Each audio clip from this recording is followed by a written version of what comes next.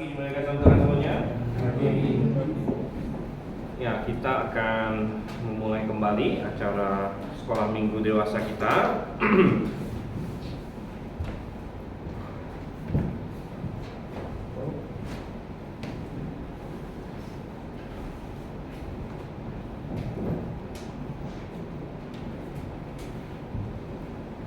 Ya, dan puji syukur kita bisa bertemu kembali setelah 1 minggu lewat. Kebetulan saya dan keluarga juga kemarin habis ini ya, sedikit refreshing, jalan-jalan ke Labuan Bajo. Jadi puji syukur Tuhan bawa kembali dengan selamat sampai di Jakarta lagi gitu ya. Ya, puji syukur ada kesempatan untuk melihat dunia ciptaan Tuhan. Lumayan indah juga di sana. Tapi kita mau kembali lagi di dalam Wahyu pasalnya yang ke-13 pada hari ini. Dan kita akan melihat ayat 11 sampai 18. Jadi kita sudah selesai di ayat 10 di minggu yang lalu. Kita masih melanjutkan pembahasan tentang kitab Wahyu tentunya ya.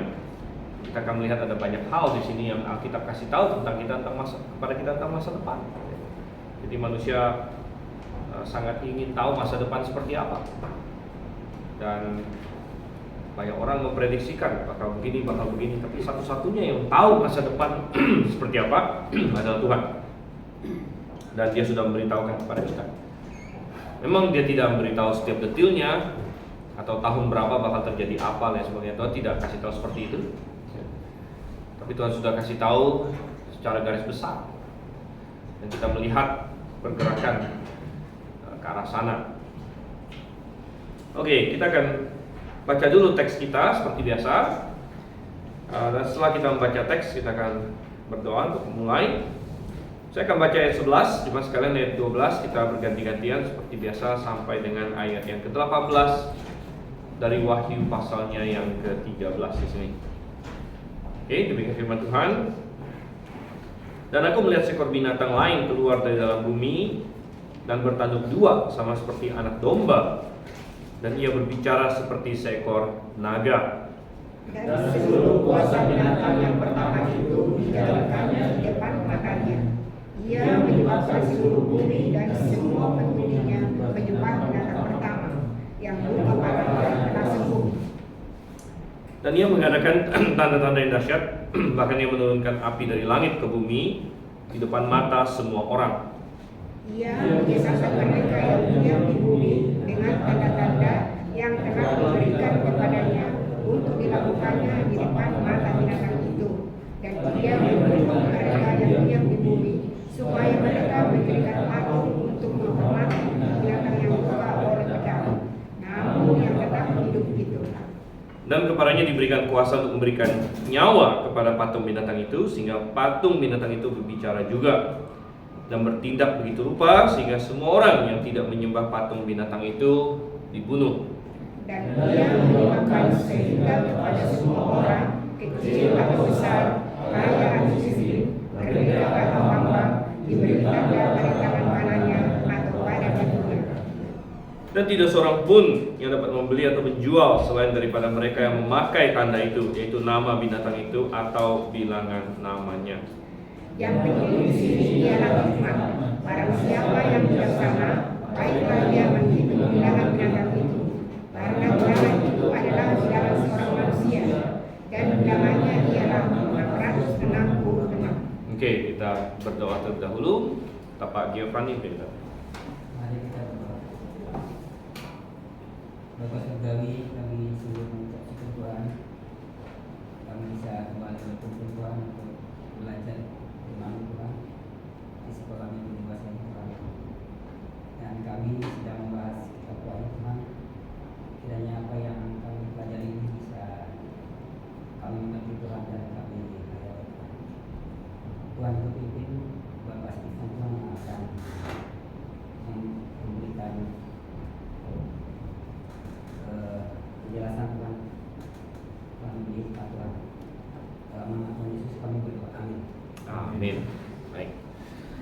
Oke, jadi kalau kita melihat di sini, judul besar dalam isian kita, dan isian kita ada di belakang bagi yang mungkin belum ambil, kita sudah masuk ke isian baru. Judul besarnya adalah kedua binatang, dan kita akan paham tentang judul besar kedua binatang ini kalau kita ingat bahwa di ayat 1 sampai 10 kita sudah membahas binatang yang pertama. Binatang yang pertama itu adalah binatang yang keluar dari laut. Kita masih ingat ya? Binatang yang keluar dari laut. Nah, di sini kita akan melihat binatang yang keluar dari bumi. Jadi ada binatang yang keluar dari laut, ada binatang yang keluar dari bumi. Nah, itu ada di ayat 11. Aku melihat seekor binatang lain berarti dia berbeda dari yang pertama, keluar dari laut itu, keluar dari dalam bumi. Nah, itu isian kita yang pertama ya. Binatang yang kedua yang dilihat oleh Yohanes keluar dari bumi. Ini ya, keluar dari bumi. Nah, kata bumi ini bisa berarti bumi dalam pengertian planet bumi, bisa dalam pengertian bumi dalam pengertian daratan, ya kontras dengan laut kan, ada laut, ada bumi gitu maksudnya, ada laut, ada darat gitu. Jadi kita bisa pahami keluar dari bumi, keluar dari laut, darat maksudnya, gitu ya. Dan ini cukup menarik karena apa? Karena begini, tadi kemarin 2 minggu lalu dan minggu lalu kita sudah bilang bahwa laut di dalam Alkitab sering menggambarkan apa? Ya, laut itu sering menggambarkan ya ketidaktenangan bangsa-bangsa, ya, bangsa-bangsa dunia, ya, bangsa-bangsa dunia yang tidak tenang, seperti laut tidak tenang. Jadi memang goyang-goyang terus begitu. Nah, tapi bagaimana dengan bumi atau darat? Jadi bumi, tanah atau darat, ya, bumi. Bagaimana dengan darat? Nah, ini melambangkan apa, gitu ya? Dan tanah ya, sering menggambarkan, ya kalau di Alkitab pakai istilah tanah itu sering mengacu ke tanah perjanjian sebenarnya. Tanah kayak tanah Kanaan seperti itu kan. Jadi keluar dari tanah, keluar dari bumi di sini. Jadi banyak orang berpendapat bahwa bisa jadi ini justru berasal dari tanda kutip ya, tanda kutip kayak umat Tuhan, ya, dari umat Tuhan. Jadi darat, tanah atau bumi, karena yang diberi tanah itu kan Israel kalau di Perjanjian Lama. Israel yang Tuhan kasih tanah. Jadi ini berasal dari dalam tanda kutip umat Tuhan. Sehingga umat Tuhan itu apa? Umat Tuhan itu kita bisa anggap itu apakah orang Israel dulu? Ya, kalau zaman sekarang orang Kristen.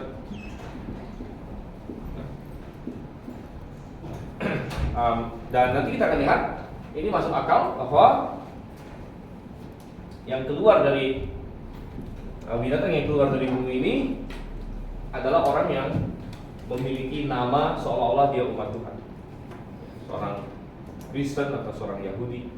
Ya. Nah, tapi kita akan lihat di sini lebih lanjut lagi.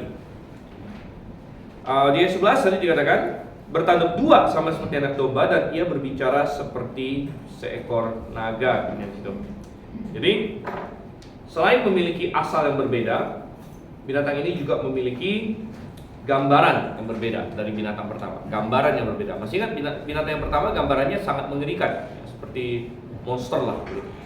Ada 7 kepala, ada 10 tanduk, gitu kan, dengan badan seperti macan tutul katanya.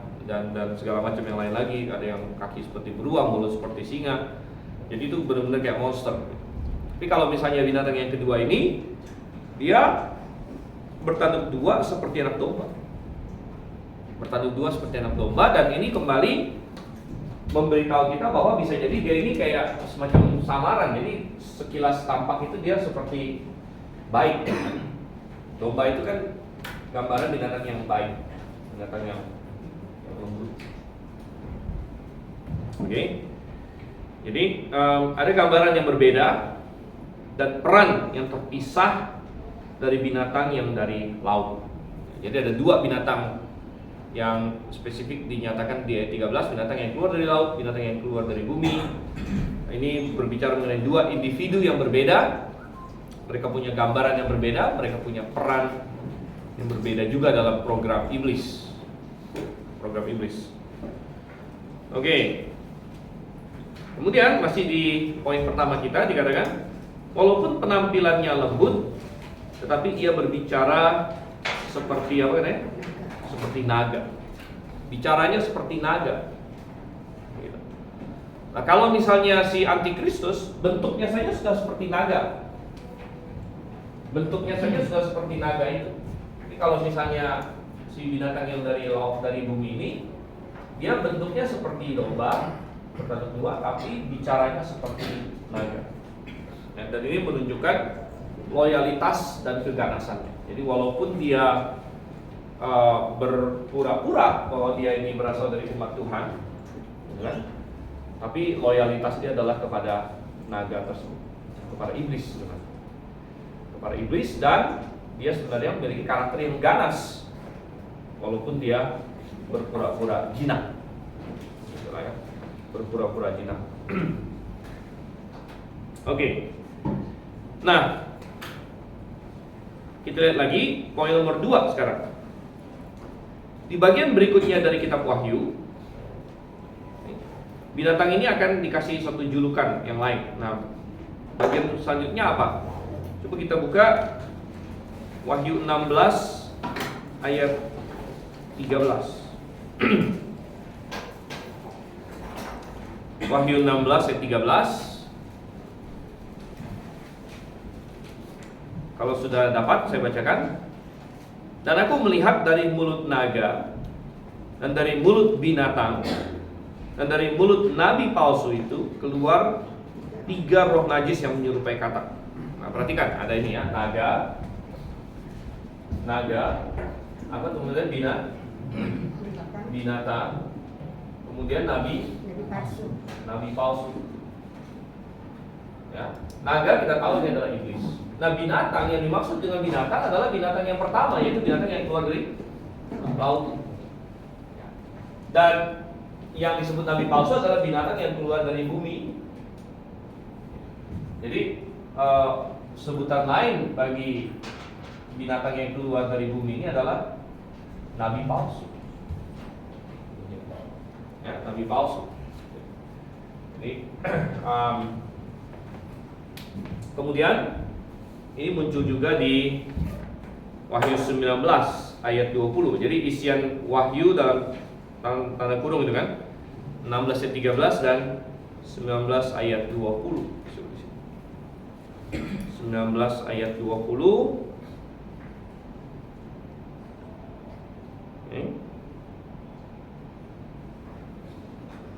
Dan ini memberitahu kita nasib akhir dari ketiga tokoh utama ini.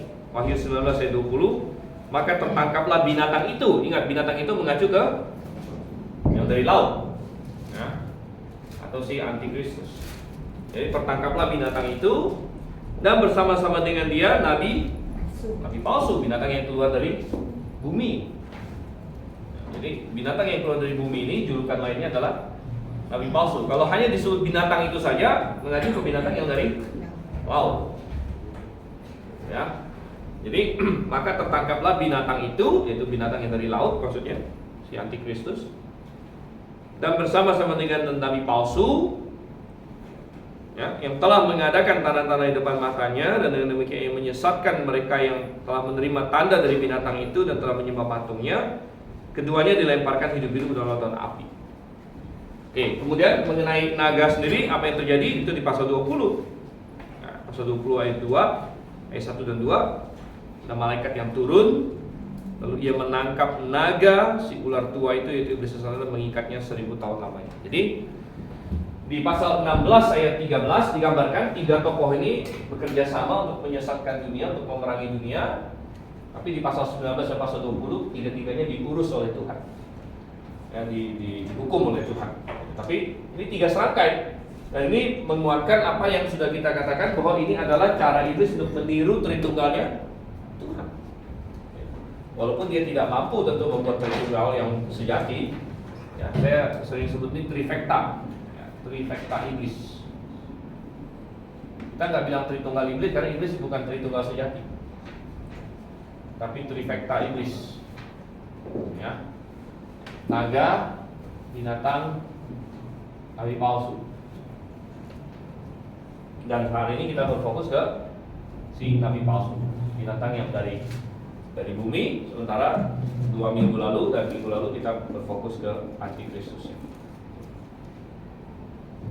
Oke. Dan ingat bahwa naga ini kan meniru siapa dia? Dia meniru Allah Bapa. Meniru Allah Bapa. Sedangkan binatang di sini meniru Kristus, meniru Yesus Kristus. Makanya dia menjadi anti Kristus, yang menggantikan Kristus. Ya. Kalau begitu nabi palsu ini berarti meniru siapa? Meniru Roh Kudus. Dia mau meniru Roh Kudus. Nah, kita akan lihat bagaimana cara dia meniru Roh Kudus. Ya. Coba perhatikan kembali lagi ke Wahyu pasalnya yang ke-13. Kembali lagi ke Wahyu pasal 13.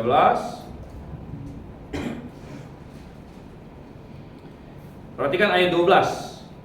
Dan seluruh kuasa binatang yang pertama itu, jadi maksudnya si antikristus, dijalankan di depan matanya. Ia menyebabkan seluruh bumi dan semua penghuninya menyembah binatang pertama yang luka parahnya telah sembuh. Ya, jadi itu masuk dalam isian kita, poin nomor 3. Tugas dari binatang kedua ini atau peran dia rupanya adalah meninggikan binatang pertama. Meninggikan binatang pertama dan memimpin seluruh dunia untuk menyembah si antikristus. Jadi dia semacam cheerleadernya, pemandu sorak. Jadi ada si antikristus.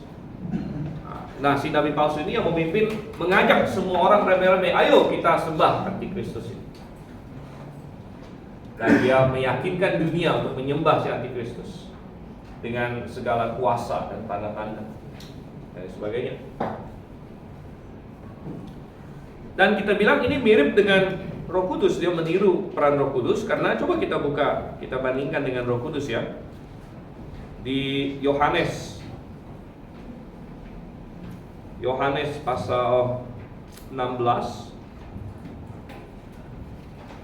mulai dari ayat 7 kita lihat. Yohanes 16 mulai dari ayat 7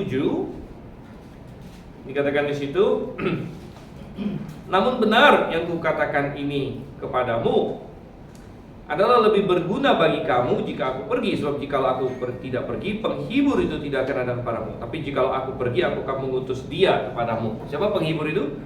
Roh Kudus, ya, ayat 8.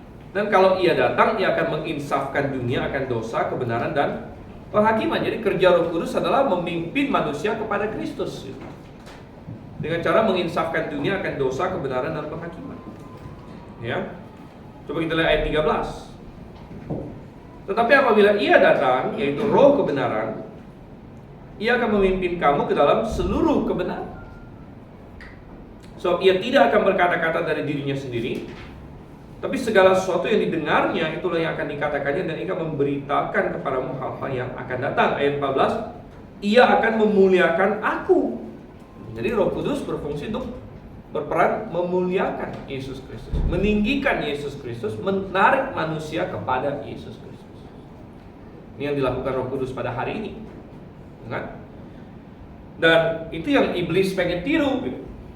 Dia menaruh antikristusnya, kemudian dia tugaskan satu orang lain lagi, disebut nabi palsu, juga disebut binatang yang dari bumi, untuk memimpin semua manusia menyembah kepada antikristus. Dan seperti kita katakan bahwa dia berasal dari kalangan dalam tanda kutip umat Tuhan, karena Kristen yang sejati sudah diangkat pada saat rapture. Jadi yang tersisa akan ada banyak Kristen ngaco, tapi mungkin dari salah satu kalangan itu akan muncul yang berkata, oh kita sebagai orang Kristen menyembah antikristus. Ini Kristen yang ngaco. Dan kalau ada berkata, mana mungkin Kristen bisa sampai menyembah manusia biasa loh. Hari ini banyak Kristen yang saking ngaconya, mereka sudah nggak pakai Alkitab lagi. Banyak yang berkata sudah terima LGBT. Bahkan ada Kristen yang ngaco banget, kita tidak bisa menyebut Allah sebagai Bapa, harus Allah itu tidak jelas gendernya, katanya. Ya. Dan macam-macam kekacauan yang lain. Jadi kalau hari ini saja bisa, apalagi nanti sudah tambah parah lagi. Kesesatan makin lama makin kacau. Ya. Jadi kita akan pimpin akan sini ya. Oke, 3A sekarang dalam misi kita. Untuk tujuan ini, ia melakukan tanda-tanda dahsyat.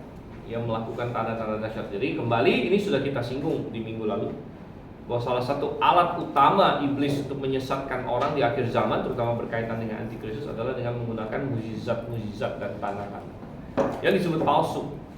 Ya. Palsu tapi asli gitu. Yang seperti kita bahas, maksudnya benar-benar suatu hal yang ajaib. Ya. Tapi palsu dalam pengertian mestinya ini tanda kan menunjuk kepada Tuhan. Ya kalau misalnya kita ada tanda ini, oh misalnya saya mau ke Bandung, terus ada ini ke arah Bandung gitu kan. Ini kan tanda yang benar gitu. Kalau tanda yang palsu dibelokkan. Jadi ini tanda yang palsu. Ya, tapi benar-benar suatu keajaiban. Ya, benar-benar suatu keajaiban. Jadi itu akan dia pakai. Bahkan katanya di sini salah satu yang di highlight adalah menurunkan api dari langit. Menurunkan api dari langit. Nah, ini mengingatkan kita di poin 3B bahwa mukjizat-mukjizat iblis cenderung mencoba untuk meniru Tuhan. Ya, iblis itu kan saya sudah bilang di minggu lalu, sebenarnya pribadi yang maha kreatif itu siapa? Tuhan. Tuhanlah yang maha kreatif. Ya. Nah, iblis banyak kerjaannya itu meniru Tuhan sebenarnya. Meniru Tuhan. Dan mukjizat-mukjizatnya juga cenderung meniru Tuhan, antara lain ya, misalnya dia mencoba meniru suatu kebangkitan. Itu isian kita pertama, dia mencoba meniru kebangkitan karena antikristus ini kan akan kena luka katanya, akan kena luka yang berbahaya, yang mengancam nyawanya sebenarnya.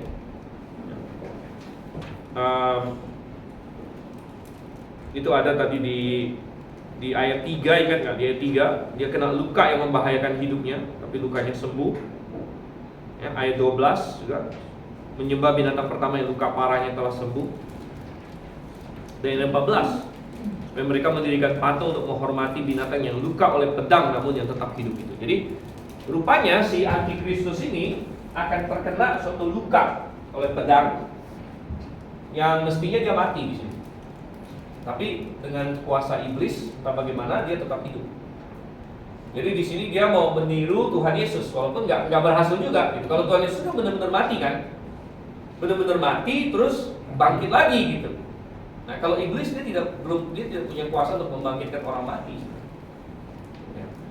Tapi mungkin dia kena luka parah yang kalau tidak ada intervensi supernatural mungkin mati. Tapi iblis tentu punya kuasa tertentu di situ ya, dan menjaga supaya antikristus ini tidak mati. Tapi dalam pengertian itu dia pengen meniru seperti Yesus, kayak disalibkan dan menderita tapi kemudian hidup ya. Demikian juga antikristus ini dia kena suatu pedang atau suatu luka ya, tapi kemudian tetap hidup. Jadi kembali dia pengen meniru Tuhan ya, meniru Tuhan. Dan juga api dari langit. Ini yang kita ya, dan api dari langit. Karena itu meniru Tuhan. Bahkan masih ingat di pasal 11 ya, ada 2 saksi Allah yang bisa menurunkan api dari langit di 3,5 tahun pertama. Ya, tribulation yang tentu akan membuat dunia sangat ini. Wow, ini 2 orang ini. Tapi kemudian iblis tiru itu. Dan mereka bisa, saya juga bisa. Dan dari dulu iblis seperti itu. Masih ingat waktu Musa menjalankan kuasa Tuhan di depan Firaun. Untuk sementara waktu kan tukang-tukang sihir Firaun kan coba tiru juga. Misalnya Musa ada lempar tongkat jadi ular. Mereka bisa juga. Wah, hebat juga iblis. Hebat juga iblis ya. Jadi dia lempar, mereka lempar, ya. Tongkatnya jadi ular juga. Cuman ularnya dimakan sama ularnya Musa. Kita baca dalam Alkitab. Nah, tapi iblis rupanya ya, kita jangan ini, kita tidak boleh terhadap iblis, kita jangan jatuh kepada dua ekstrim. Ya, kita jangan jatuh satu ekstrim terlalu takut sama dia. Karena apa? Ya, memang dia hebat sekali. Tapi kita punya, bukan karena kita hebat, tapi karena kita punya Tuhan Yesus yang bahkan lebih hebat dari dia. Tapi kita tidak boleh jatuh kepada ekstrim yang satu lagi, yaitu menganggap remeh dia. Menganggap remeh dia atau menganggap dia tidak, dia itu ini nggak punya kuasa. Ya, karena dia punya kuasa yang besar. Ya, dia punya kuasa yang besar, dia punya banyak pengaruh. Ya, jadi kita tidak boleh anggap remeh dia, tapi kita juga tidak perlu ketakutan terhadap dia. Ya, melainkan seperti yang Alkitab katakan, sadarlah dan berjaga. Ya, lawan musuh iblis berjalan keliling sama seperti singa menggong. Jadi kita tahu bahwa kita akan menang melawan dia, tapi kita tetap sadar dan berjaga-jaga atas apa yang dia lakukan. Oke, dari sini lagi kembali ke Wahyu pasal 13 dan kita masuk ke poin keempat kita. Manusia akhir zaman akan dipimpin untuk menyembah berhala. Berhala ya, dipimpin menyembah berhala, yaitu patung antikristus. Rupanya mereka akan bikin satu patung antikristus. Nah, ini ada muncul di ayatnya yang ke-14 di situ ya. Dan dia menyuruh mereka yang diam di bumi supaya mereka mendirikan patung menghormati binatang yang lumrah oleh pedang nama hidup itu, dan ya menyembah berhala. Sebenarnya berhala tidak perlu bentuk patung. Apapun yang kita sembah selain dari Tuhan itu sudah termasuk berhala. Tapi ini lebih eksplisit lagi bahwa memang berhalanya bentuk patungnya dimunculkan juga. Dimunculkan juga. Dan 4a, patung ini rupanya akan menjadi hidup. Ini patung yang luar biasa karena akan dibikin hidup. Hidup dalam pengertian dapat bicara, dapat bergerak. Ya. Dan ini merupakan suatu pekerjaan iblis. Ya, kembali salah satu mukjizat dia, salah satu tanda-tanda palsunya iblis. Dia membuat patung berbicara. Berpatung bicara. Nah tentu kalau kita, ada sebagian orang bilang, wah ini hari ini bisa kok kita bikin robot yang bicara dan sebagainya kan. Ya tentu kalau itu kita nggak akan heran. Tapi ini kan dimaksudkan suatu hal yang hebat, gitu, suatu hal yang supranatural. Jadi ya, dan sehebat-hebatnya robot atau apapun hari ini, ya jelas dia belum bisa seperti manusia sebenarnya. Bahkan sekarang kan sudah dibikin artificial intelligence yang makin lama makin canggih. Dalam 1-2 tahun terakhir ini yang cukup menggegerkan namanya ChatGPT. Mungkin ada yang ngikutin ya, ChatGPT. Kemudian mulai banyak alternatif-alternatif yang mirip-mirip. Karena semua perusahaan teknologi berusaha ini untuk masuk ke situ. Ya, Microsoft bikin, Google bikin, apa segala macam, ya, ChatGPT lah segala macam. Jadi ChatGPT ini kayak kita bisa kayak nanya dia terus dia jawab kayak manusia gitu katanya. Tapi dibilang kayak manusia juga sebenarnya kalau kita ini tes lama-lama ketahuan juga sih ini bukan manusia gitu ya. Tetap ini.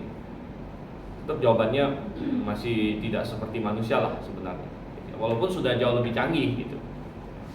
Sekilas tampak dia jawabannya seperti bahasanya cakep, bisa merangkai gitu ya, cakep bisa merangkai ya. Jadi ya kita bilang ini ya, ini pekerjaan iblis ya.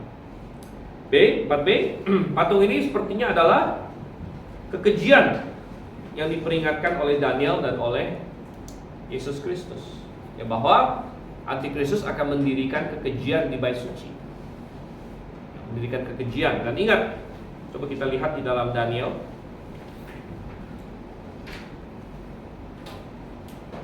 Daniel 9 ayat 27. Daniel 9 ayat 27. raja itu akan membuat perjanjian itu menjadi berat bagi banyak orang selama 1 kali 7 masa.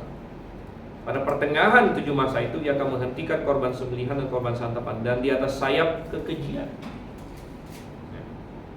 Di atas sayap kekejian akan datang yang membinasakan.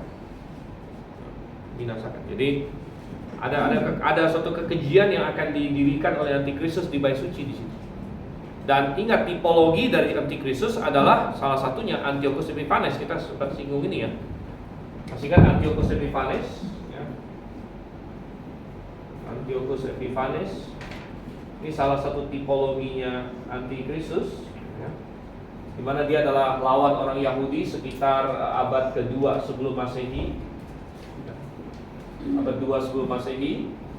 Dan dia sempat masuk dan menajiskan bait suci. Dia mendirikan patung Zeus di bait suci Yahudi, kemudian dia mempersembahkan babi dan sebagainya, sampai orang Yahudi sangat-sangat marah dengan dia, yang setia, orang Yahudi yang masih setia, dan mereka perang. Nah, itulah yang disebut sebagai perang Makabeus ya.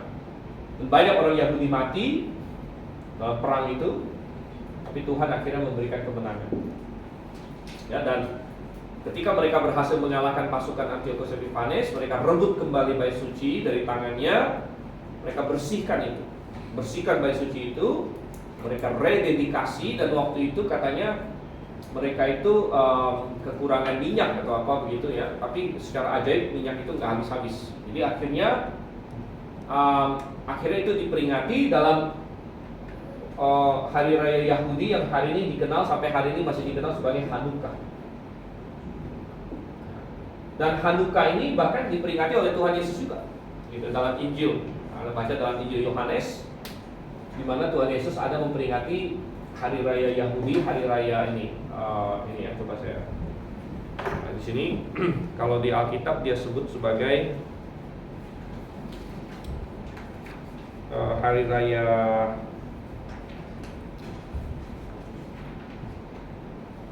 penyucian bait suci gitu ya.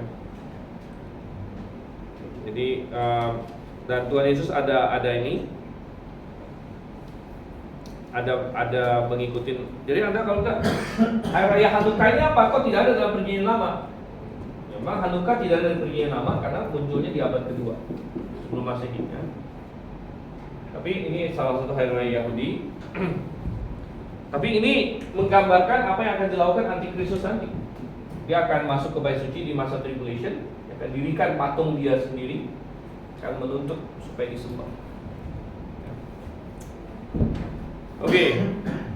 Dan ini yang disebut oleh Tuhan Yesus juga di di Matius pasal 24. Ini sudah pernah kita baca. Matius 24 ayat 15. Jadi apabila kamu melihat pembinasa keji.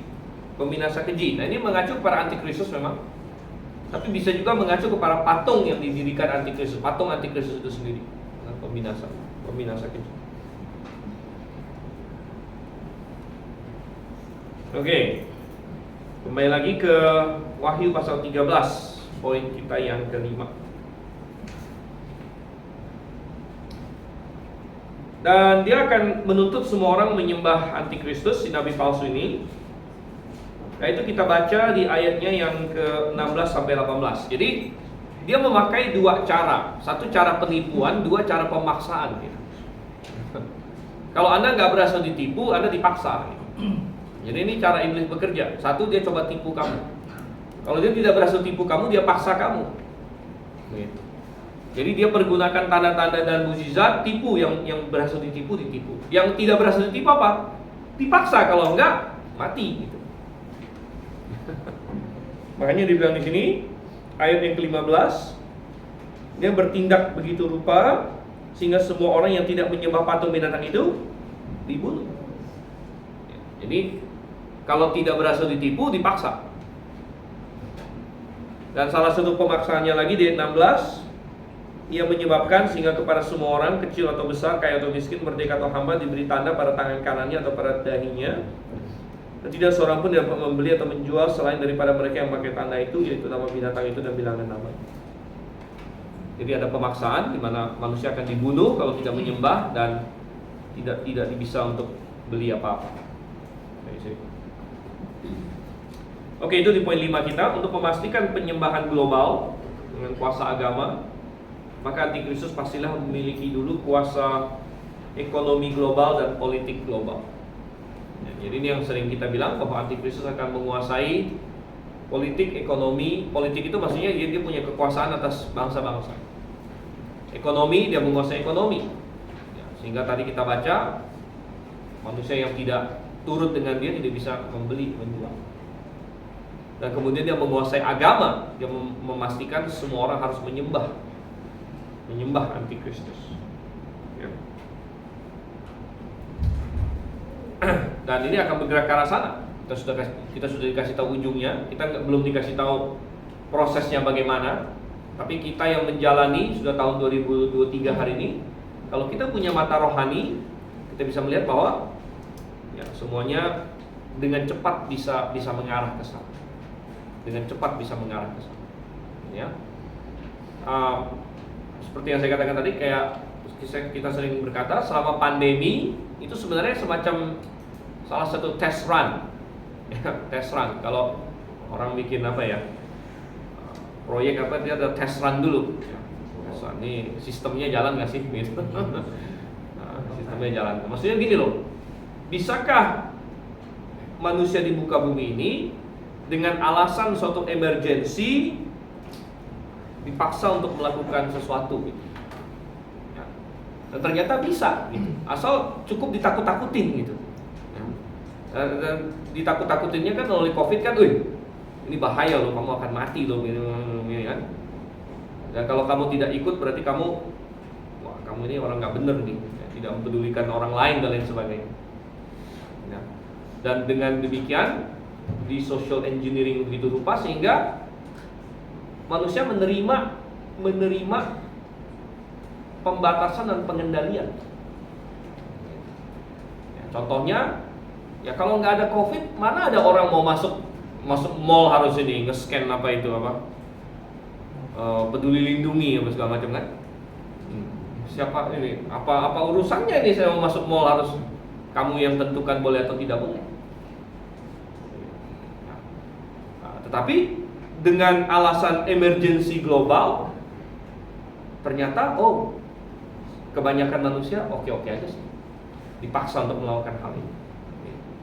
Dan itu menjadi suatu test run bahwa kalau nanti suatu ketika mereka bikin emergency global lain yang lebih hebat lagi dan sebagainya, ya manusia akan ya bisa saja itu dipaksa untuk melakukan hal-hal tertentu. Ya, dan itu kita lihat di sini ya. 5A, diperlukannya tanda untuk membeli dan menjual tidaklah sulit untuk dibayangkan mengingat teknologi dan arah kebijakan hari ini. Mengingat teknologi dan arah kebijakan hari ini. Dan kebijakannya ada banyak kepentingan. Ya, bukan banyak kepentingan ya, ada kepentingan ekonomi dan sebagainya. Ya, di Indonesia sendiri sangat terasa sekali. Seperti saya ada khotbahkan minggu lalu juga kadang bicara mengenai pajak ya. Karena Indonesia ini dalam 10 tahun terakhir ini benar-benar dipaksa untuk melek pajak begitu. Karena ada suatu dorongan yang begitu kuat untuk ini kan, harus devisa negara dan lain sebagainya. Jadi ada suatu kampanye lah untuk ini ya, NPWP segala macam semua harus ini pajak ya. Dan ada suatu push untuk digitalisasi. Kenapa? Ya, karena disitulah baru ada jejaknya, baru orang bisa cek gitu. Dan makin belakangan akan makin dibuat bahwa tidak boleh ada transaksi besar dengan cash. Bahkan kalau nggak salah sekarang sudah ada peraturannya, saya lupa gitu ya, di atas berapa 100 juta atau berapa juta itu sudah tidak boleh pakai cash. Itu akan dianggap sangat mencurigakan. Semua itu harus ini. Sebenarnya di Amerika udah lama sih seperti itu ya. Misalnya kalau kita beli mobil 500 juta gitu kan, kita udah sewa satu koper uang, itu nggak boleh kayaknya. Nggak boleh seperti itu ya. Nah, semua harus lewat bank misalnya atau lewat. Jadi ada trailnya istilahnya ya, sehingga alasannya sih ya untuk melawan korupsi, ya kan, pencucian uang, ya, dan sebagainya, ya. Tetapi itu semua adalah suatu push juga untuk suatu kontrol yang lebih ketat, ya, digitalisasi lah, gitu ya. Ya mungkin alasan-alasannya bagus, ya. Digital itu kan ada keuntungannya, kenyamanan, gitu kan. Kayak orang di Cina sekarang katanya banyak itu udah nggak bawa dompet kemana-mana, karena semuanya udah pakai app aja bayar. Ya, jadi ketinggalan dompet nggak masalah, yang penting jangan ketinggalan handphone. Lebih bahaya ketinggalan handphone. Nah semua itu ada nilai plusnya, kemudahan dan segala macam yang lain. Tapi tentu ada nilai negatifnya juga. Bahwa begitu kamu di lock out, ya udah, kamu nggak bisa ngapa-ngapain lagi. Gitu. Atau identitas kamu dicuri misalnya, handphone kamu dihack, ya, itu kan berarti hilang juga semuanya, bisa disalahgunakan. Jadi, nah ada orang pernah bertanya sama saya, Pak, kita sebagai orang Kristen menyikapinya gimana, Pak? Ya saya bilang nggak harus disikapin gimana sih, kita nge-flow aja lah, gitu ya. Bukan berarti orang Kristen nggak boleh pakai begitu-begituan juga, gitu. Silakan aja, ya maksudnya. Waduh, saya nggak mau menyumbang sih, jadi saya nggak mau ada GoPay, OVO, segala macam, QRIS, itu bukan berarti begitu juga sih, gitu ya. Jadi kita tahu ini adalah arah zaman, kita tidak dipanggil untuk menyetop ini juga begitu, ya. Karena kita tahu bahwa nanti ujung-ujungnya akan disalahgunakan antikristus, namun kita punya pengharapan bahwa sebelum itu sampai ke bentuk akhirnya kita sudah diangkat, memang. Kita sudah diangkat, gitu ya. Nah, cuma kita tahu aja, kita bisa melihat bahwa zaman memang mengarah ke arah sana. Bahwa suatu hari nanti akan dengan begitu mudahnya dikendalikan. Oke, kembali lagi di poin 5B sekarang ya. Ya, 5B.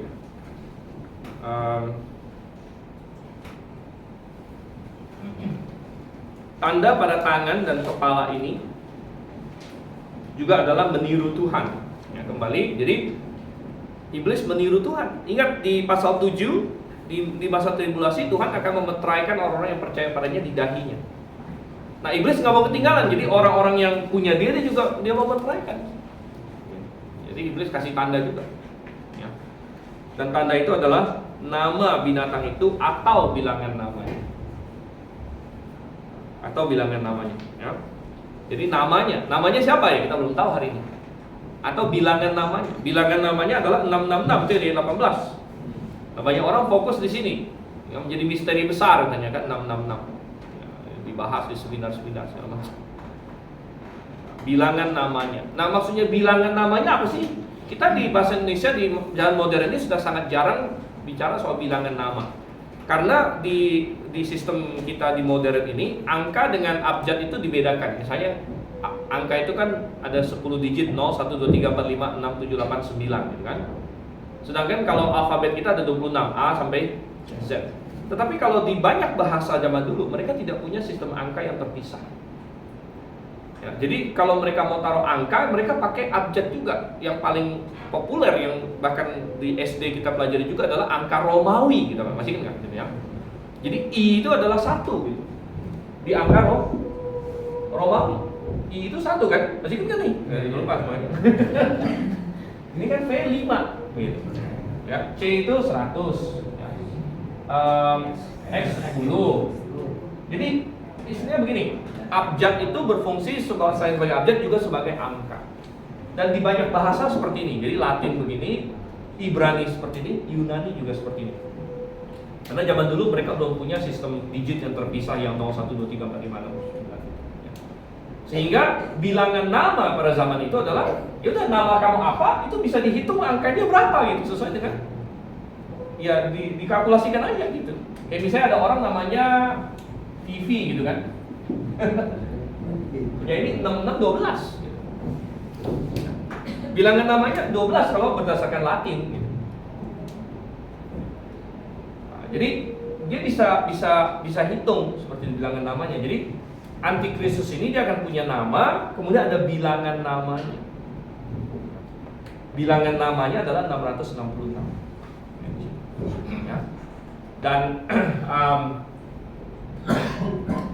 Siapa dia? Kalau kita lihat di poin 6 kita, dan kita udah habis waktunya. Jadi sebenarnya identitas antikristus, identitas antikristus tidak diketahui hari ini. Ya, tidak diketahui hari ini. Itu sudah kita baca di 2 Tesalonika 2 karena dia masih bekerja secara rahasia. Tetapi orang percaya tribulation, ya, bisa mengkonfirmasi identitasnya berdasarkan bilangan namanya. Jadi ini dikasih tahu bukan demi kita sebenarnya, tapi demi nanti orang-orang di zaman tribulation yang membaca Alkitab pada hari ini. Ya. Kita dikasih tahu ini bukan supaya kita bisa tebak-tebak siapa dia. Sehingga banyak orang ini kan nih 666 banyak orang yang cari-cari. Ya udah Bill Gates dihitung-hitung 666 gitu. Entah siapa lagi dihitung-hitung 666 gitu. Ya, bukan antikristus tidak bisa diketahui sebelum waktunya. Nah. Tapi terakhir yang jelas ia adalah manusia. Yang jelas ia adalah manusia. Jelas di situ bilangan itu adalah bilangan seorang manusia.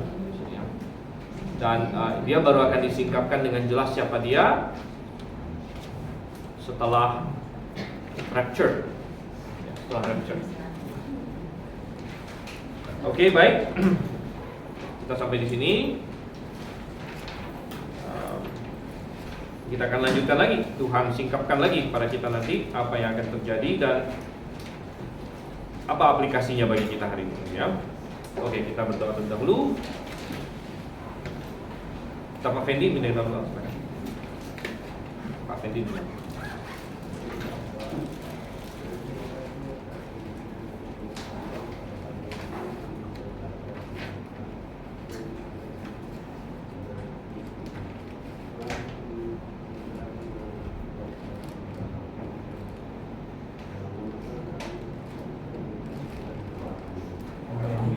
Amin. Amin.